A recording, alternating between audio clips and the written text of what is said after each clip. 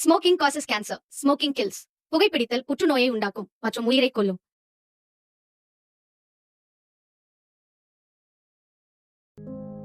Bye ma, bye pa.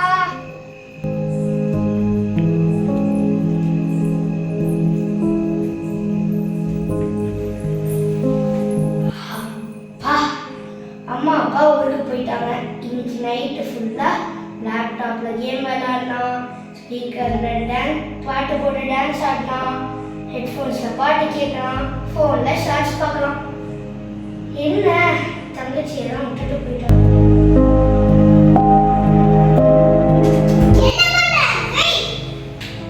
லேப்டாப்ல game விளையாடுறேன்.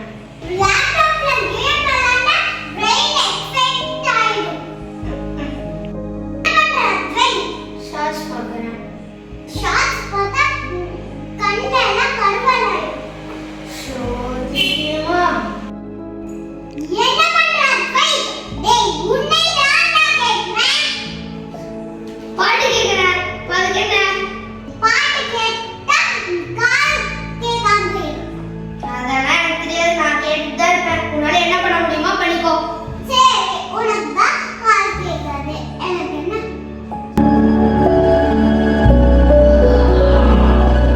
Advice கேட்டு கேட்டு எனக்கு தூக்கமே வருது. நீ போய் ஒரு ரூம்ல போய் போ. Good night.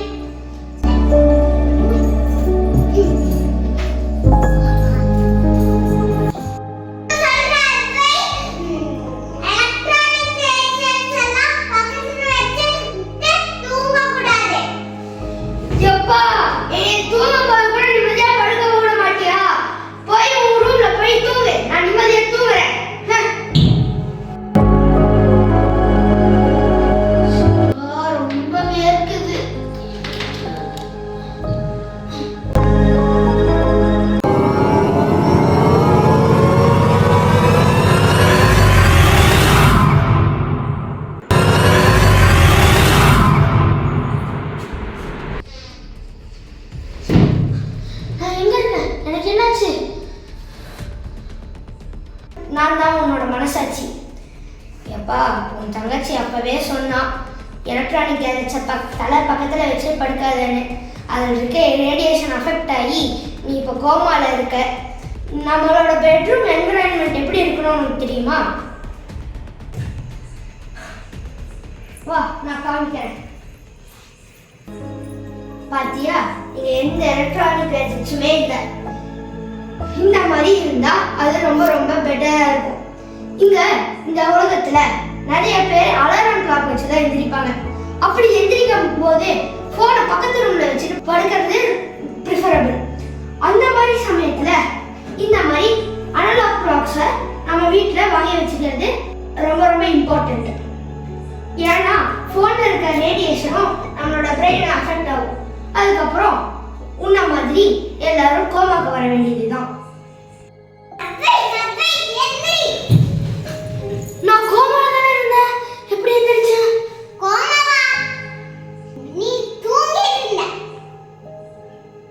சோ फ्रेंड्स, இதுல இருந்து புரிஞ்சுக்க வேண்டியது,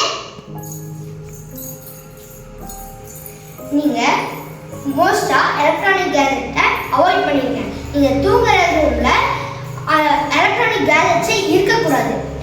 அதே மாதிரி நீங்க எலக்ட்ரானிக் கேஜெட்ஸோட ரேடியேஷனால அஃபெக்ட் ஆயிருக்கீங்களா இல்லையான்னு கண்டுபிடிக்கிறதுக்கு ஒரே ஒரு சிம்பிள் சிம்டம் என்னன்னா, நீங்க எவ்வளோ நேரம் நீங்க டீப்பா தூங்கி இருந்தாலும் உங்களுக்கு காலையில திருப்பி எந்திரிக்கும் போது நீங்க ரொம்ப லேசியா ஃபீல் பண்ணுவீங்க. இதை நீங்க ஃபீல் பண்ணும்போது நீங்க உங்களோட எலக்ட்ரானிக் கேஜெட்ஸை தவிர்த்துருங்க. அப்படி நீங்க ஃபீல் பண்ணலனாலும் இப்பவே தவிர்த்துருங்க. அந்த சிம்டம் வரதையும் தவிர்த்துடலாம். தேங்க்யூ.